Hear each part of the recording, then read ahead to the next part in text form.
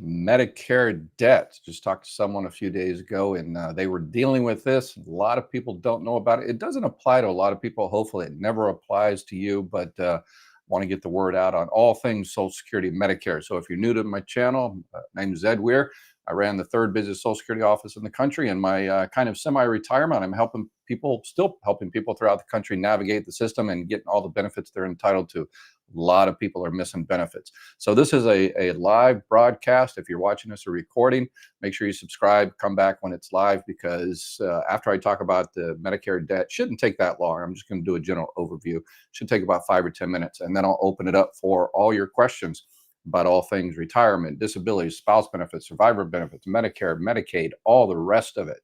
Okay, let's go ahead and get started. So make sure you type any and all questions down in the little chat box, and I will get to them as many as I can. Should have about 50 minutes today to answer all your questions. Okay, so these are called Medicare liens. You could also have a Medicaid. I'm not going to talk about Medicaid because even though Medicaid is a federal state program, each state does a little bit different, but Medicaid can have these liens. Your insurance, your health insurance company can have these liens as well. But I'm just going to focus on kind of the broad strokes of what these things are. It's basically you owe Medicare or Medicaid or your health insurance company when you have some type of injury settlement. So if you get in an accident, a car accident, a work accident, or whatever the case may be, and you hire yourself a personal injury lawyer and you go through the whole thing and you fight the insurance company and you win, then you get some money. But if we're talking injury issues here, so you have some type of bodily, mental, physical injury, then you had to go see the doctor, you were in the hospital, had to have an operation or something like that.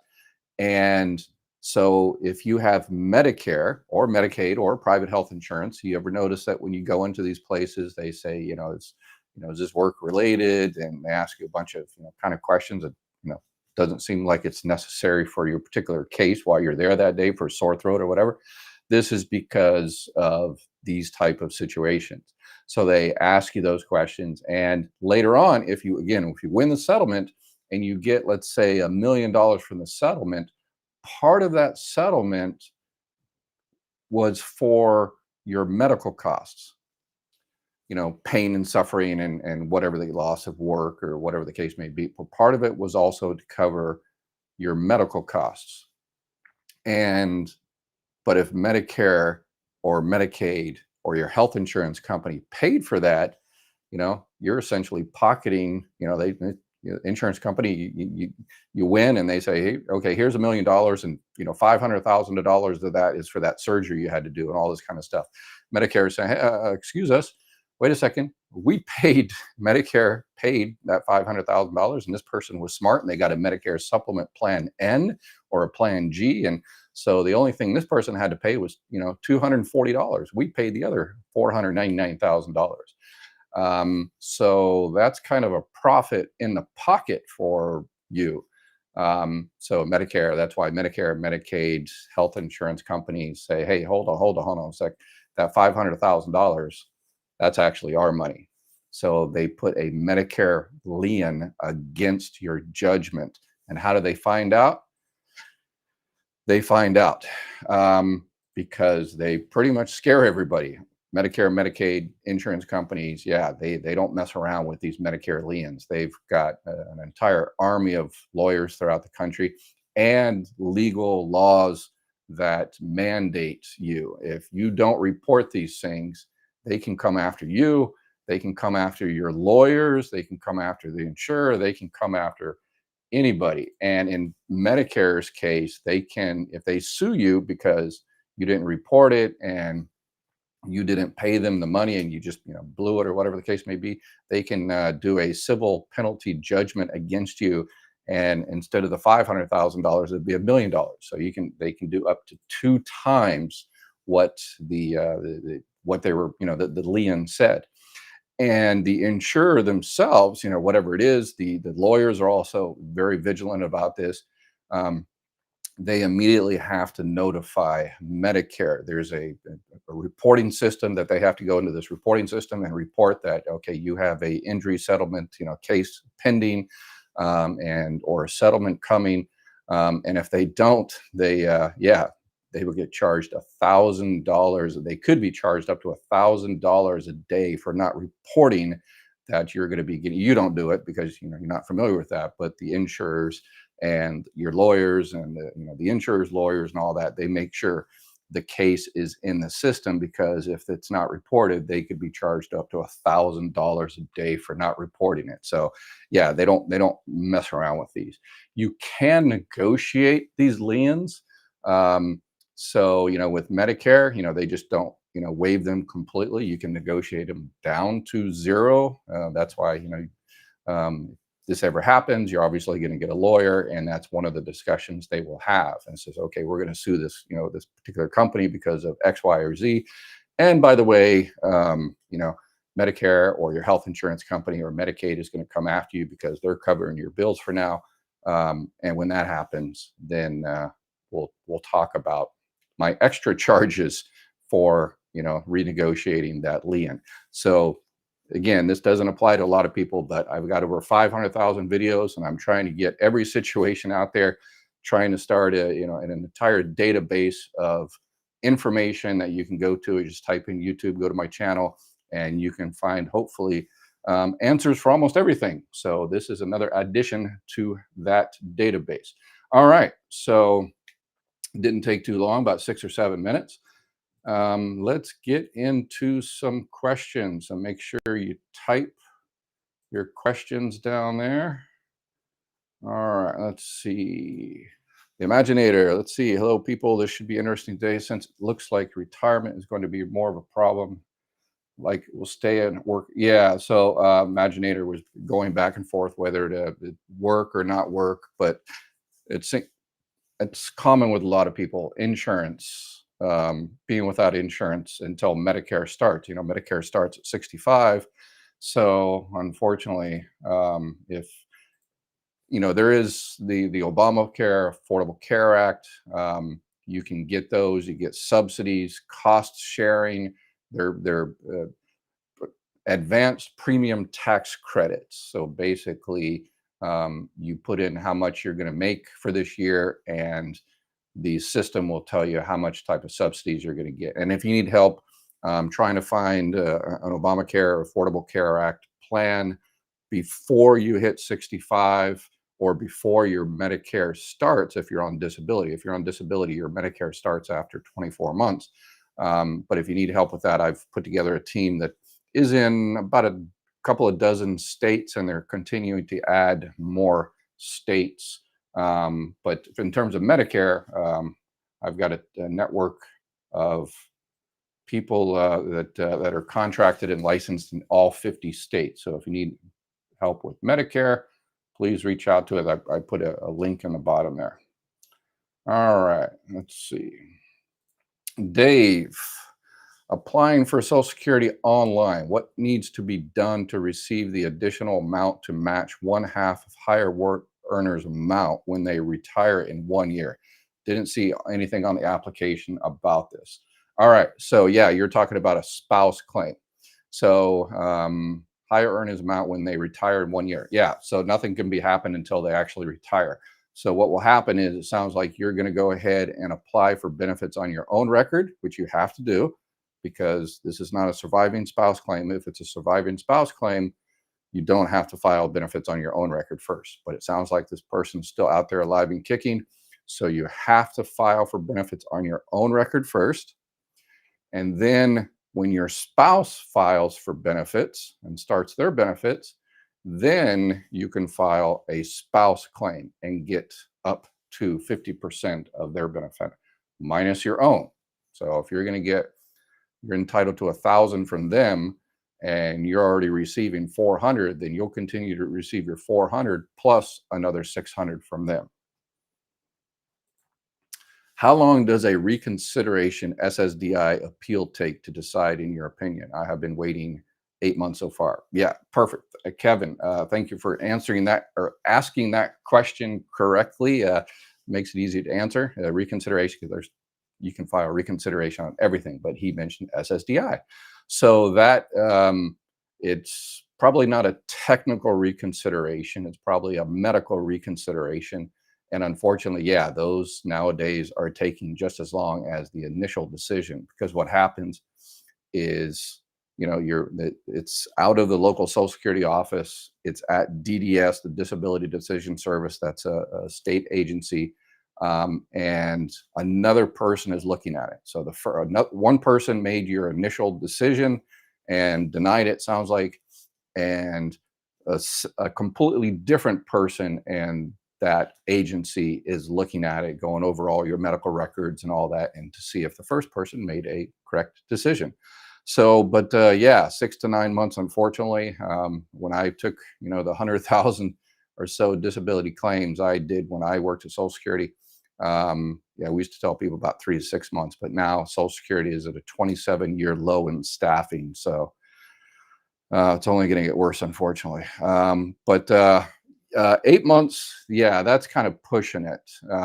I would reach out to the DDS. So find what, it's a state agency. It's, kind of hired, contracted by Social Security, works in tandem with Social Security. So reach out to them and find out who the examiner, the adjudicator is of your case. And, just say, hey, just check it in. It's been 8 months. Do you need any more documentation? Do you have a status? What's going on? And yeah, I would definitely reach out. Hot, hot, hot in Phoenix. Why is it when you call MAD-V plans, you can never get the same answer twice about, Medicare Advantage plans? I never get the same answer twice about benefits and coverages. Yeah, I'm not sure. Just sounds like just bad customer service, I guess. Yeah, but the Medicare Advantage plans, you also have to, if you're calling about your particular plan, then they should give you the same answers. But you can also go online to your whatever company you have, go onto their website, and look at your particular plan. But be very, very careful. You have to make sure you look at your particular plan, because your company probably has 5, 10, 15, 20 different plans in your area. And some of those plans are no longer being sold. So you've got to go through, make sure you have to, on your card, on your Medicare Advantage card, it'll have exactly what it is, H2473 dash whatever, whatever, whatever. So you have to find the exact plan in your particular area, because they're all different. You might have someone that has the same company as you. Neighbor lives across the street, but they've got a completely different plan because they're in a different area, just across the street. So yeah, you have to make sure you're looking at it. But there is the details, and I've read a bunch of these. The details on the coverage. There's a short one that's only a couple, 3 pages, kind of gives you an overview of what your plan looks like. But there's also a longer one that's a couple of 100 pages that it explains everything about your plan and what it covers and what it doesn't and all the rest of it. But if you need help finding a plan, and as I recommend, as I've been saying in the videos recently, there is in 2025, this is going to be the year of changes.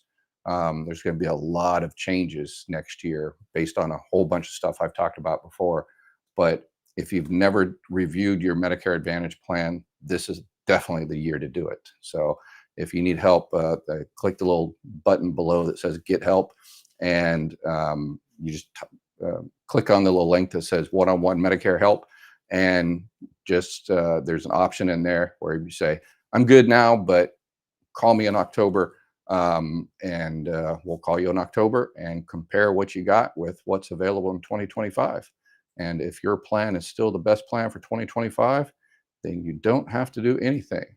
I have received Social Security for a year, and I'm eligible to receive part of my ex-husband's Social Security. Should I apply, or is Social Security too shaky? No, apply, apply, apply. That's your money. Get it.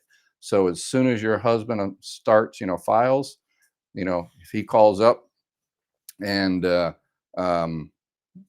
has a phone appointment and he finishes his phone appointment taking his retirement claim, then hand the phone to you and you do your spouse claim.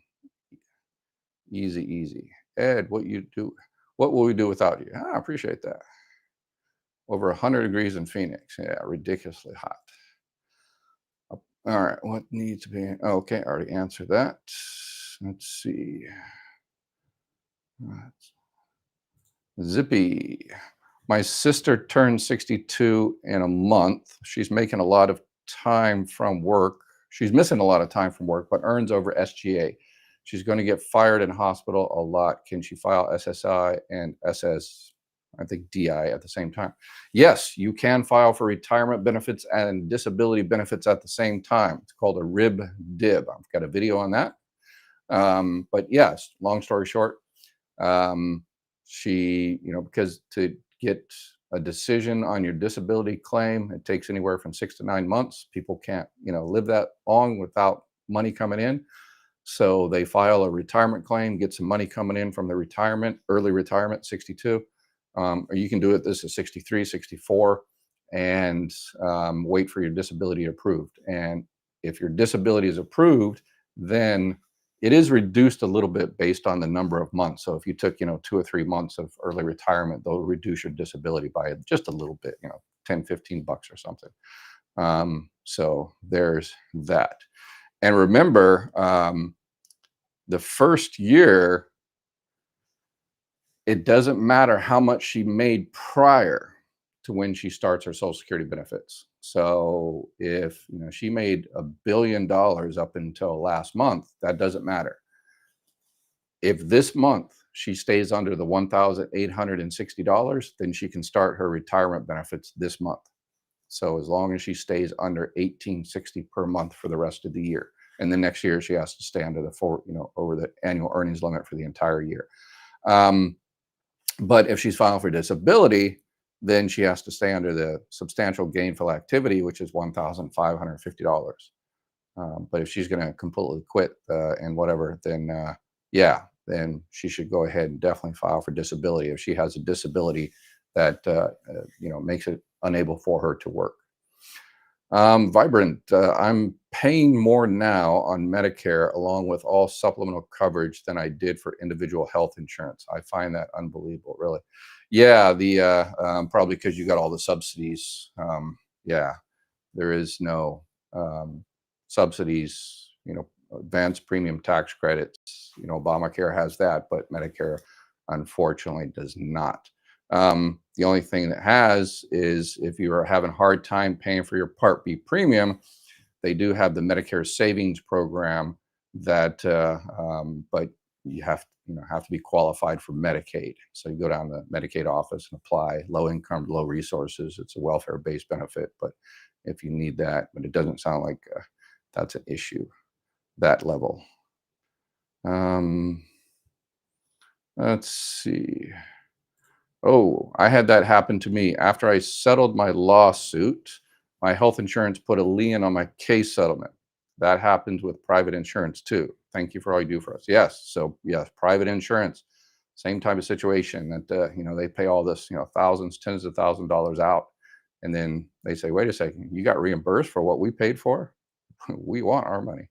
Yeah. So there's lawyers that's all they do is specialize in those medical liens like that. All right. I received my Social Security acceptance letter, but my monthly amount is $400 less than their original estimate. So you got your decision letter, and it's $400 less than their estimate. Yeah, that's a big difference. And I wonder the original estimate that it was on mysocialsecurity.gov, or an original estimate that the claim specialist gave you when they took your claim, which but $400. But the only thing I could see that would affect it that much if you're receiving a non-covered pension. So if you're receiving a non-covered pension, that you work for a state that didn't pay into Social Security, then yeah, that would explain a $400 difference. But can't think of anything off the top of my head that would explain that big of a difference. I'm 64 and hope what's on the website is accurate. What website? Again, I did a video on this, whether the ssa.gov, my social security account, whether it's accurate. It's pretty accurate. You know, it's even accurate if you receive a non-covered pension, because it says right in there, you know, the facts of the non-covered pension, but people don't want to read that. Let's see here. Let's go through answer. Someone says, answer the question and stop rambling. I am answering the questions, and thank you for joining us, but goodbye. They started my checks after claiming it due to age 6 months later. They started my checks after claiming it due to age 6 months later. I'm not sure what that means. My husband filed, then went back to work. How will he start back up?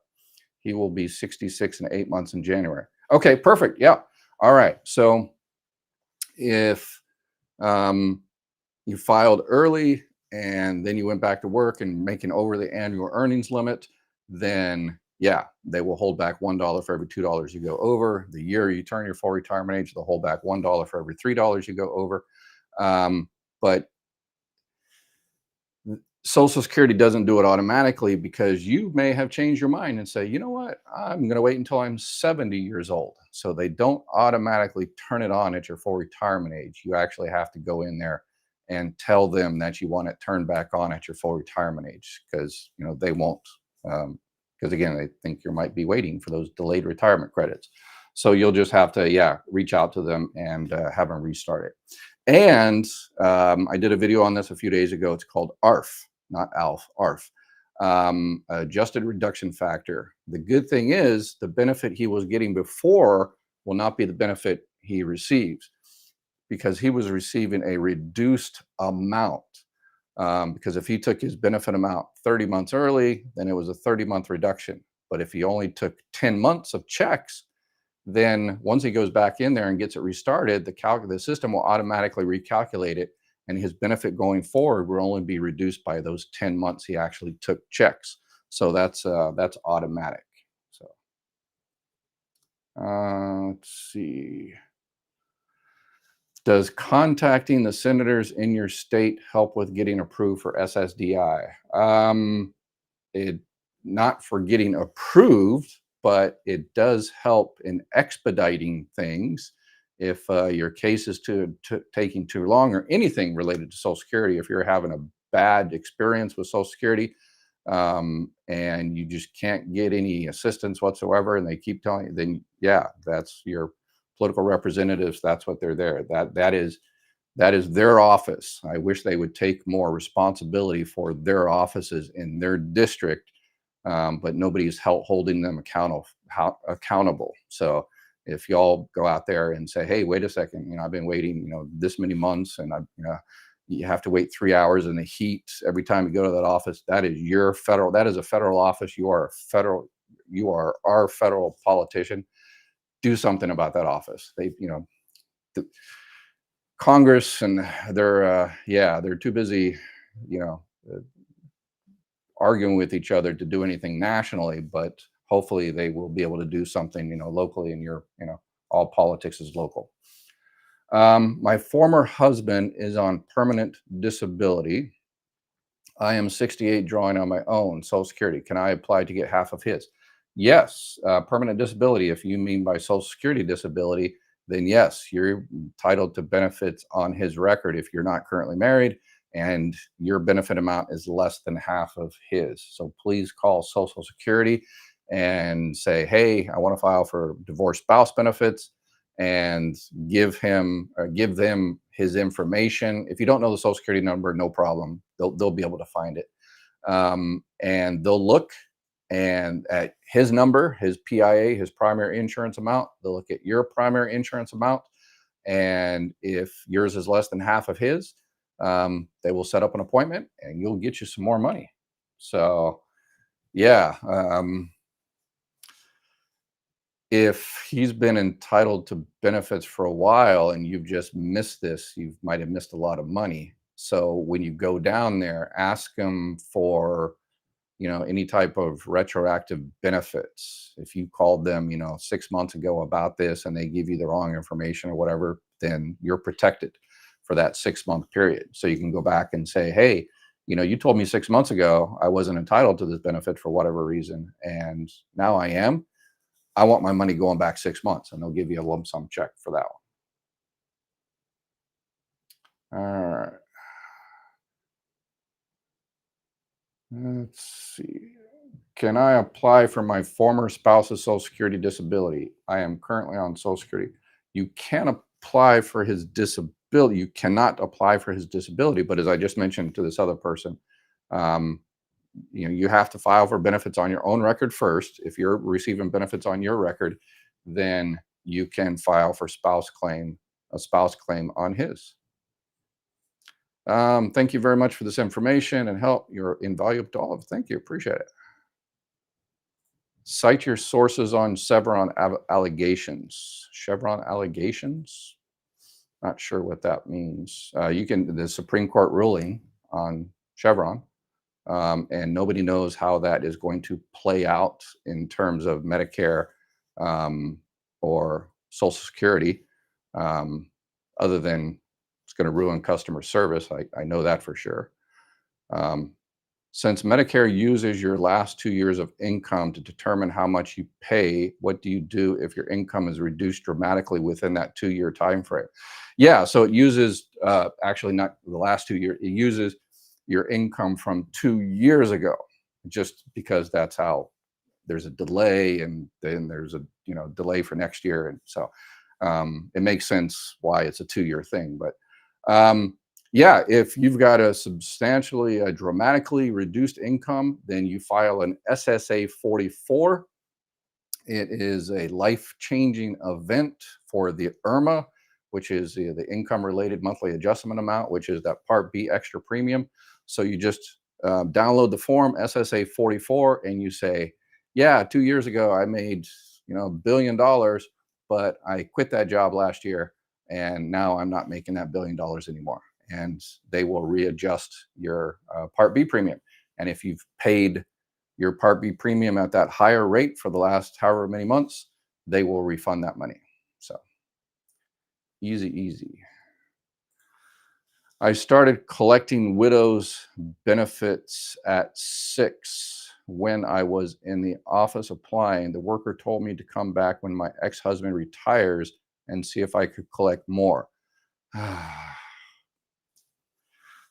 All right. I've just had to send a reference to somebody yesterday for the same exact thing. It's called independently entitled divorced spouse. I think I'm going to do an open letter to this new Social Security commissioner. Probably next week I'm going to do a video on this. I'm going to say, hey, buddy, here's what a lot of people are missing out there. They're going into the Social Security office and they're being given incorrect information. And here's 1 or 2 cases where they're being given incorrect information. And hopefully he watches it, and he has all the offices, over 1,500 offices throughout the country, have a staff meeting and train people on this. Independently entitled divorced spouse. So as long as your ex-husband is 62, then you can collect those benefits or receiving disability. But if as soon as you hit 62, you're entitled to those benefits. It doesn't matter whether he has filed for benefits or not. It's called independently entitled divorced spouse benefits.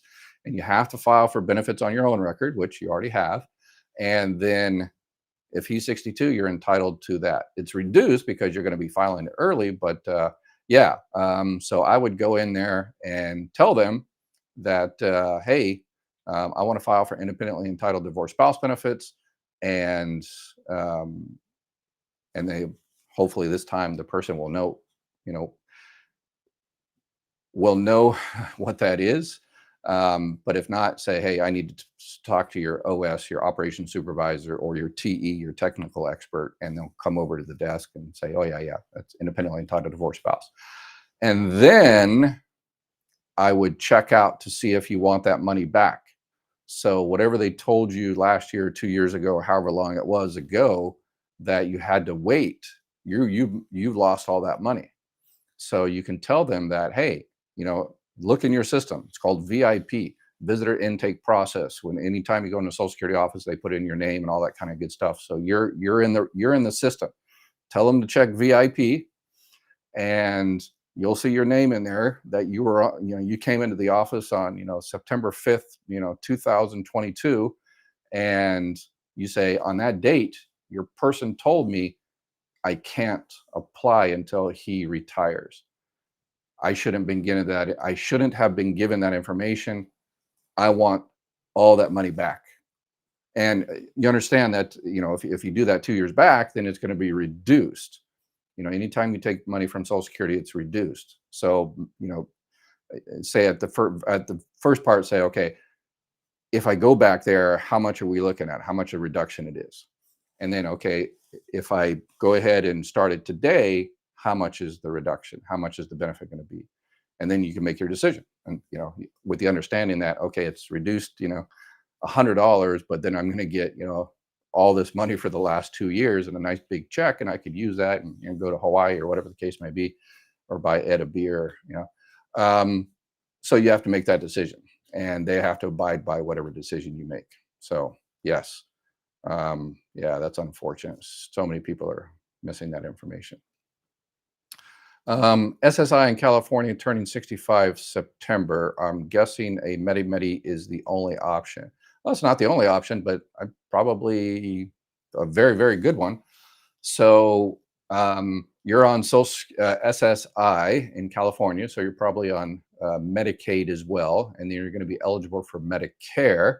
So you will have Medicare and Medicaid, and which is a very good option. And then you're eligible for a Medicare Advantage dual eligible plan. If you want to get one of those are the ones that the dual eligible plans usually have more benefits, more cost savings and everything, than other plans in your area. So I would definitely check that out. Click on the Get Help link in the description if you need help finding a plan and checking out all the plans in your area. I am switching over from SSDI to SSI at my FRA. Good. Everybody does that. Automatic. Don't have to do anything. I'm going to get a little more. I called. They said I should get it this month on the 24th. It is scary. Not sure it will be there that day. SSDI, a little bit more. Wonder why they're going to give you more. So unless you didn't get certain months, and then that ARF thing pops in, the adjusted reduction factor. So that might be the case. So, but yeah, everything else will stay the same. And guess what? Yeah, once you hit your full retirement age, you're no longer on disability. You're on regular retirement, so you don't have to worry about CDRs or reporting your work or all that kind of stuff. You are now free to go live your life, and Social Security will never contact you again. And so it's a beautiful thing. You are free. What is the best day to call the Social Security office? Is there a day that is the least busy? Yeah, usually afternoons, Wednesday, Thursday, Friday. Never, never, never on a Monday. Never, never on the day after a holiday, a 3-day like a holiday type thing. Oh, okay, already answered that one, Barbara. Yeah, Barbara. Please. It's 3 o'clock West Coast time. Run to your phone right now, get on the phone, call the 800 number, 800-772-1213, and schedule an appointment to file for spouse claim, and then give him that, his name. And again, if you don't have a Social Security number, just give him his name, his, date of birth as well as you know it, where he was born as well as you know it, and they can find his social, and they'll tell you whether there's any money in there. All right. All right. Let's see. Other kind of questions we got here. I'm getting SSDI and pension. Do I need to pay taxes? Yeah, I don't do taxes. I never worked for the IRS. When I became disabled, I was amazed to learn I had to be disabled 2 years to get Medicare. Yeah, you and me both. I did a video kind of a tongue-in-cheek video about a week or so ago on if I was dictator for a day, what I would change, and that was on my top 3 list.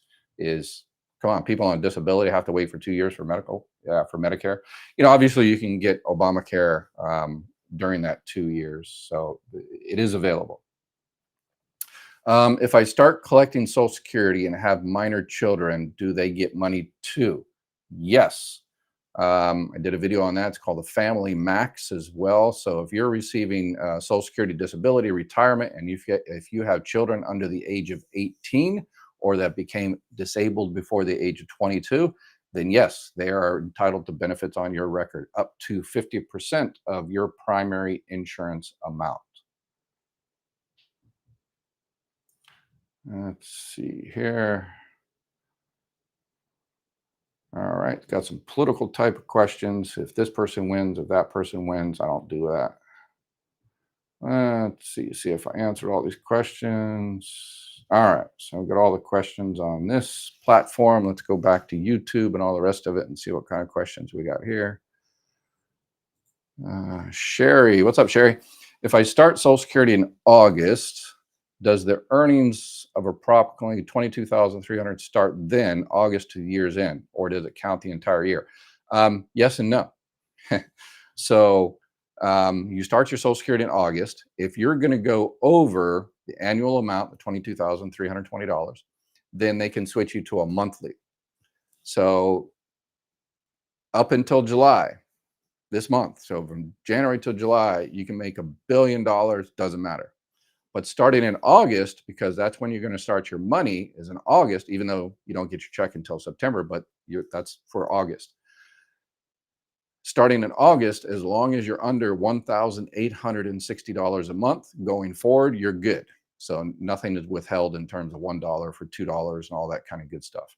And what's 1860? That's $22,320 divided by 12 months. So yeah, as long as you're the first month you're under $1,860, you can start your Social Security benefits, and there's no reduction, no holding back.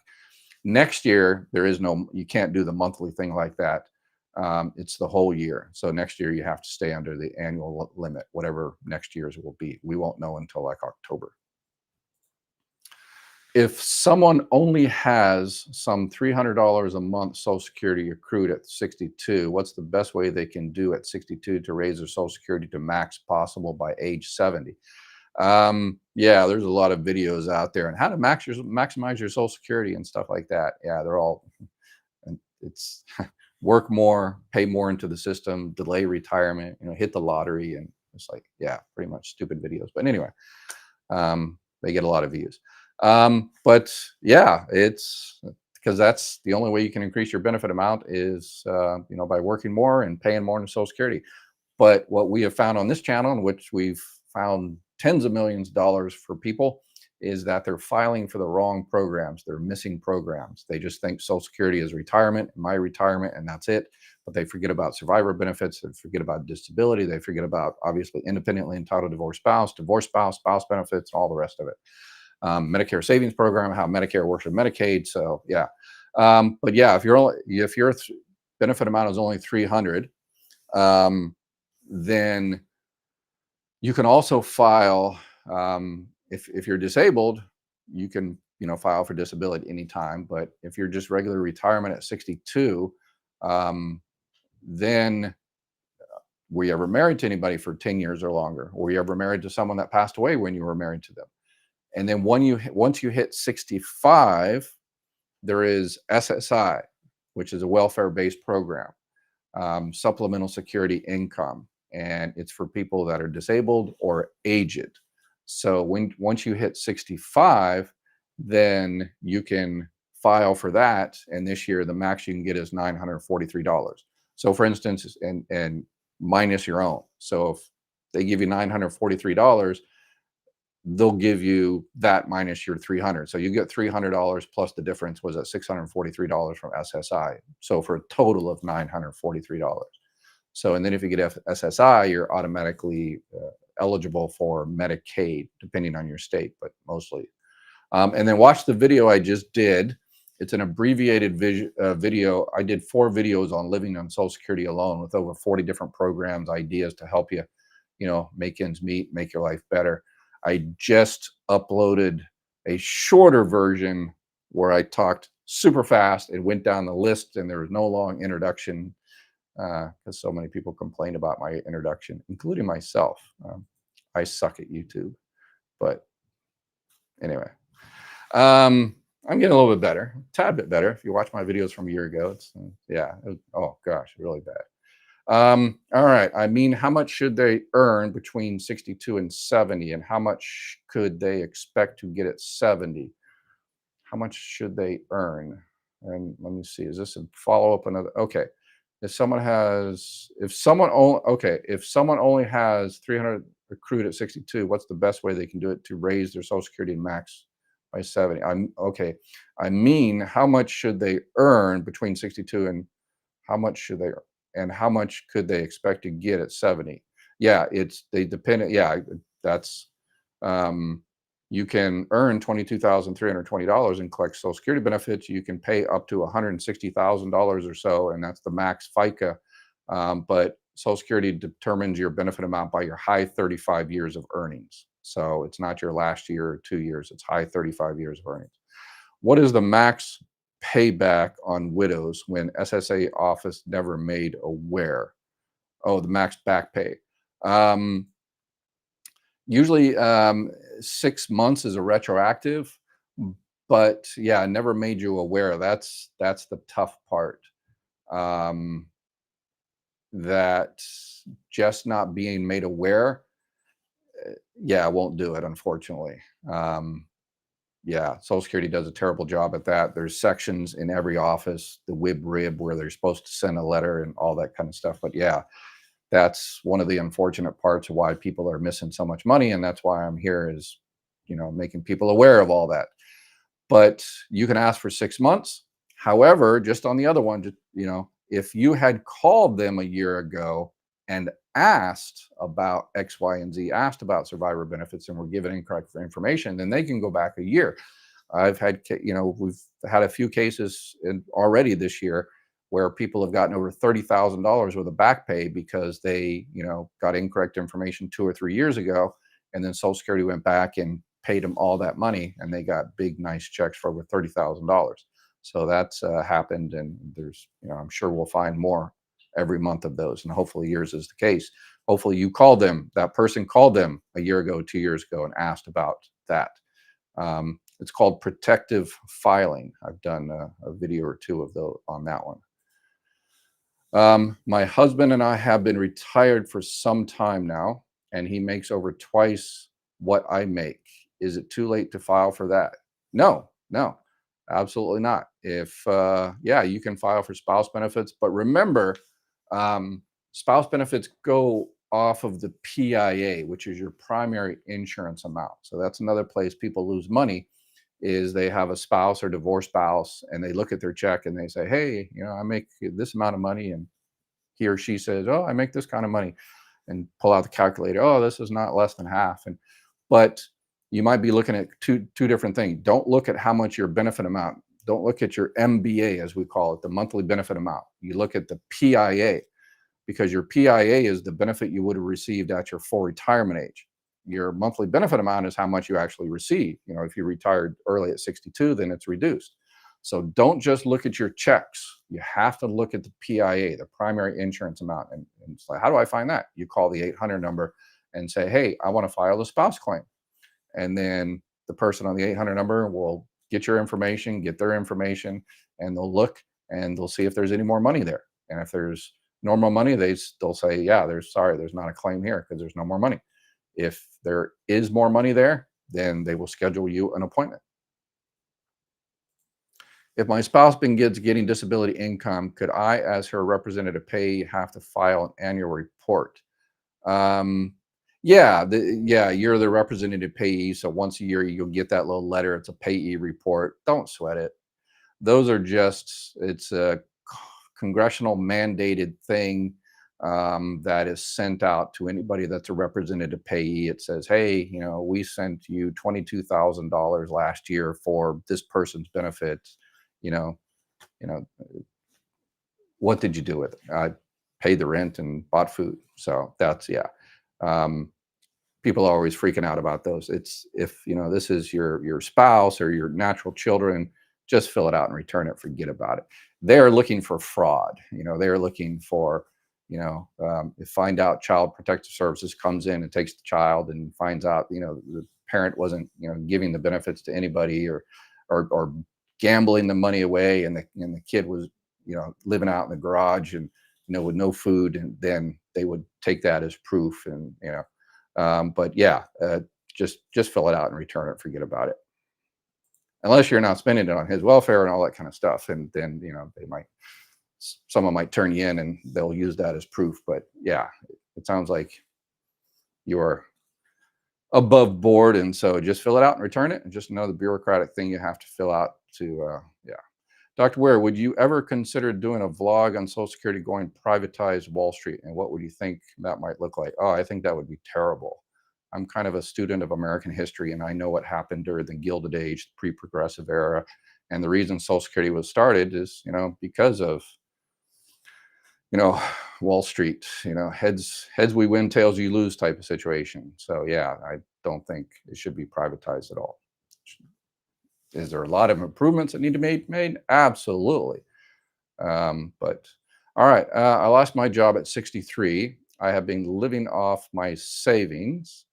If Social Security goes back 2 years, I have no income. Does that affect my Social Security amount?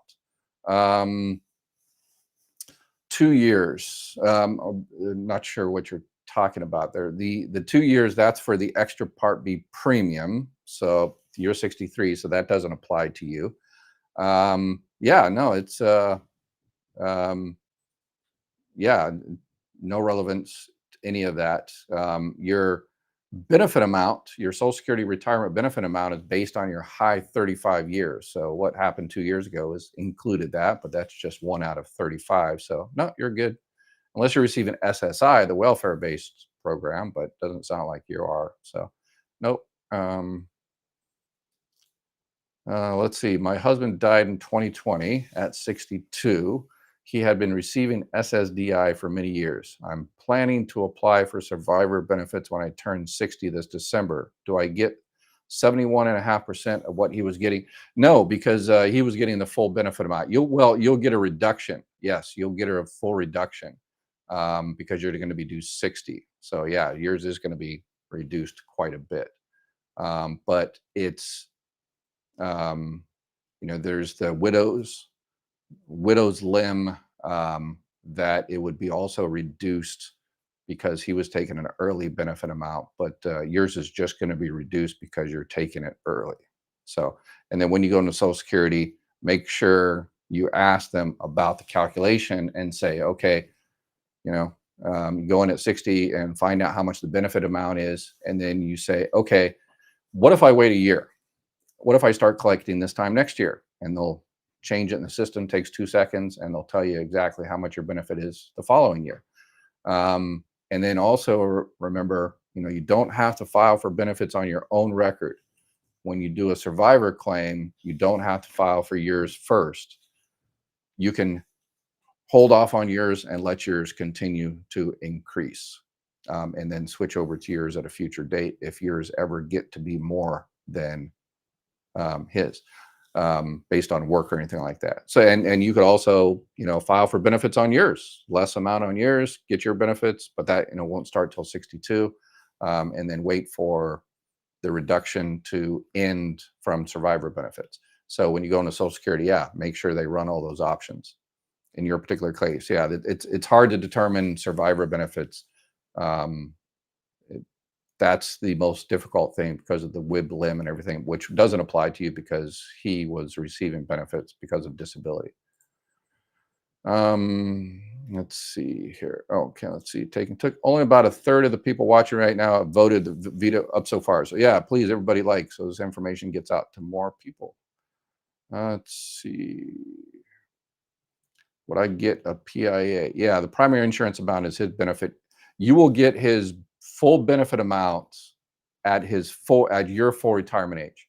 So if he was receiving disability and you wait till your full retirement age, you will receive 100% of the check he was receiving, 100% of the amount, plus any COLAs that have happened since. But because you're going to be receiving benefits early, then you're going to be reduced. Yeah. I was entitled and received survivor benefits last year from January to October. Then the benefits ended as expected. Do my earnings for 2023 count from all year or just from? Okay, let's see.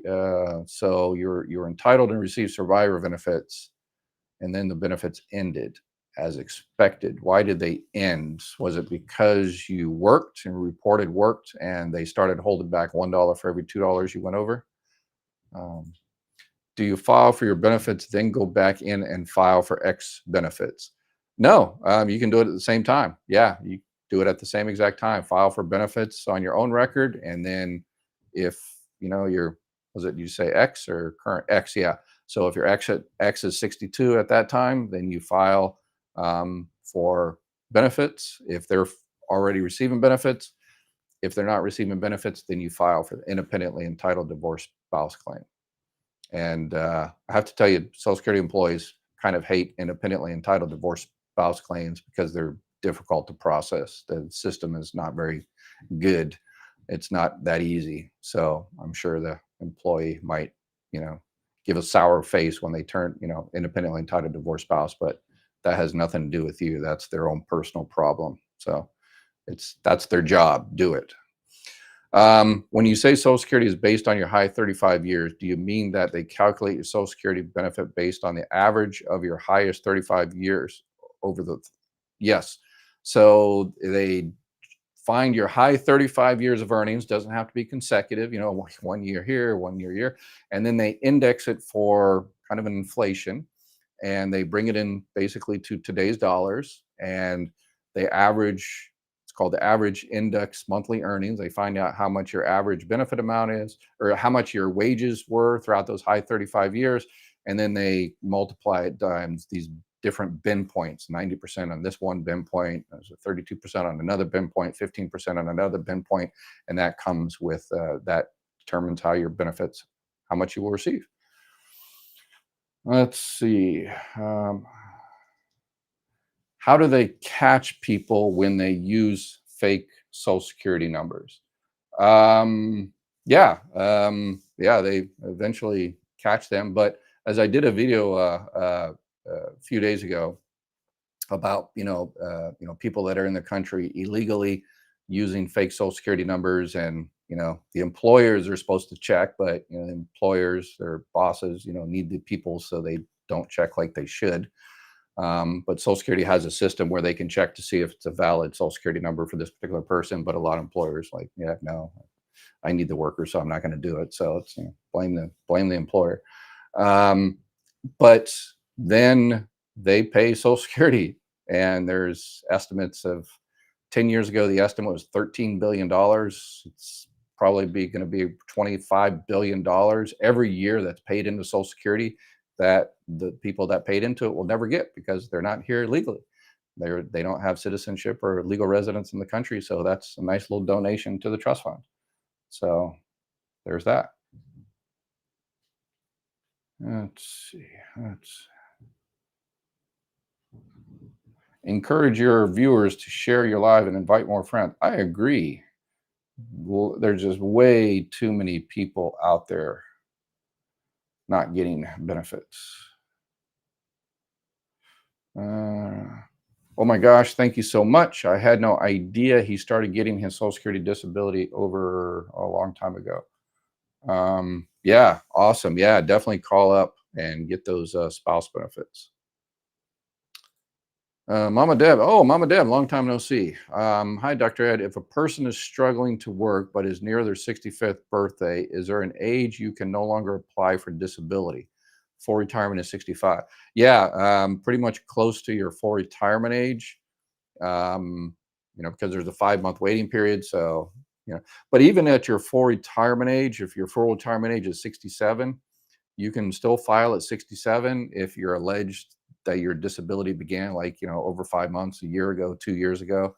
And, but once you hit your full retirement age, your disability will be switched to regular retirement benefits. Once approved for SSDI, how long will it take to receive the back pay? It really depends, a lot of variables. Whether it was an ALJ, administrative law judge, then that takes a while. If you also receive some SSI, then they have to do the calculations. But if it was just an initial claim and there's no SSI involved, then once you get, everything, the decision letter is back and everything, it only takes a few weeks to get your back pay. I am 12 years older. I was like 12 years old. I was about to ban you, and I'm not supposed to have 12-year-olds asking questions here. I am 12 years older than my wife and will file at FRA. Doesn't make doesn't it make most sense for my wife, immigrant who will have a minimal Social Security benefit of her own, to apply for spousal benefits at 62? Okay, so yeah, so if you're who will have a minimal Social Security benefit. Okay, so she did pay into the system. Yeah, that's what most people do. Is exactly what you're talking about. It's called the split strategy. I did a video on that, longer one. So yeah, the lower earning spouse, you know, collects as soon as they possibly can. 62 years old, starts those benefits because yeah, it's fully reduced and all that kind of good stuff. But once you file, and if they wait until they're full retirement age, they get 50% of your benefit minus their own, obviously. So, they file at 62, it's fully reduced, but when they file on yours, then it's brought up to whatever, up to 50%. So, yes, that usually is what most people do, is exactly that strategy. We received ours 6 months later. Yeah, it really shouldn't, the back pay, if it's initial claim and there's no SSI involved, yeah, then once, yeah, it's usually takes about a month or so. I've done, tens of thousands of those. But yes, if it was approved at the ALJ or there's SSI involved, then it could take a couple, 3 months. Yes. SSDI, is that considered earning? In earning in what respect? It's um, yeah, yeah. Maybe you're asking people receiving retirement benefits, and they say, okay, I cannot earn over $22,320. Is my retirement benefits considered part of earning that 22,000? No, it's not. It's only actual work. Um, Let's see, continue from previous question. My benefits in it because my child turned 16. Yeah, so children can receive benefits up until they're 18, or if they're still in high school, or 19 and 2 months. Okay, my survivor benefits ended because okay, so you were receiving surviving child and care benefits. Yes.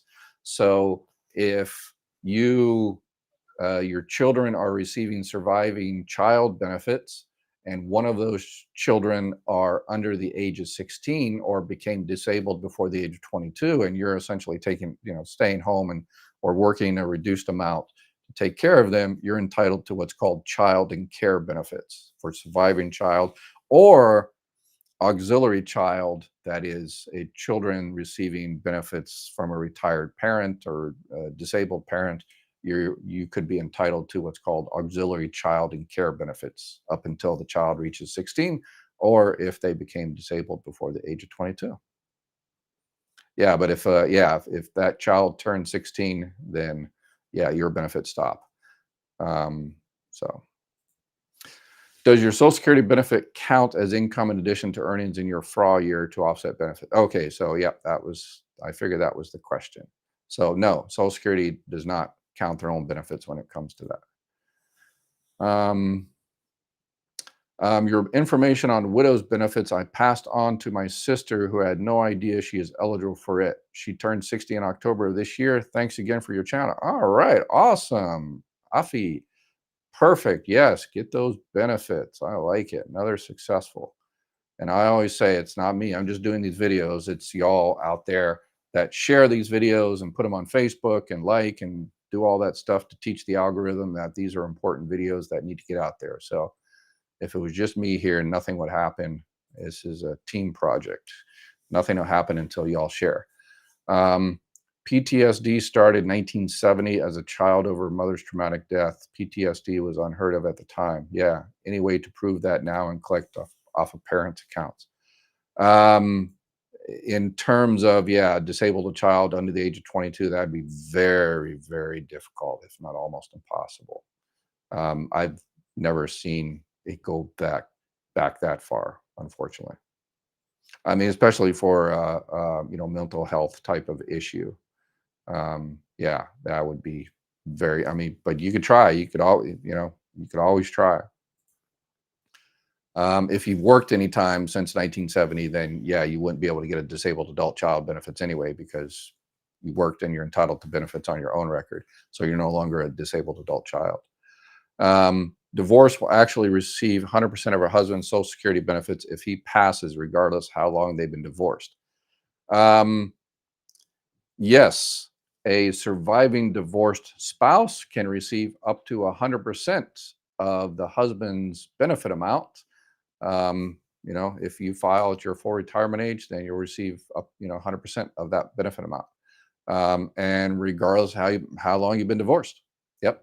So if married to the person for 10 years, 50 years ago, you're still eligible. If you're now currently unmarried, you can remarry after 60, but uh, encourage you to write that open letter. Offices and reps do not disclose pertinent info and seem untouchable, acting on discretion. Yeah, yeah, I think I'm going to do that. I'm going to make. I don't want to.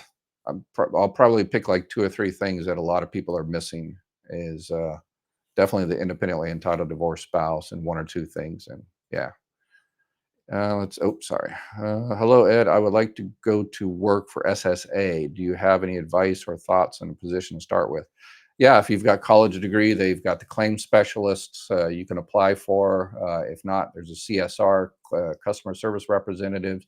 If you're talking about working at your local office, and I would, it's going to be tough going forward. I guess we're the customer service now is really good to compared to how it's going to be with this new Supreme Court ruling that everything is going to be chaos and anarchy. But Social Security, helps a lot of people out, and but it's going to be a tough job. But I loved every minute of it. So there's that. Well, not every minute. There was a couple of employees, but we eventually got we in the Marine Corps, the big chicken dinner, bad conduct discharge. So we can't do that in the Social Security, but that's how I used to think about it. So we move them on to greener pastures.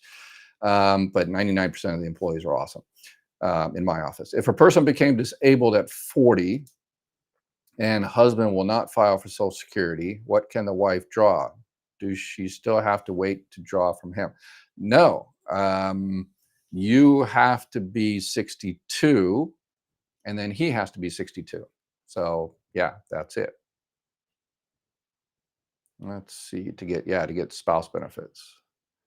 Let's see.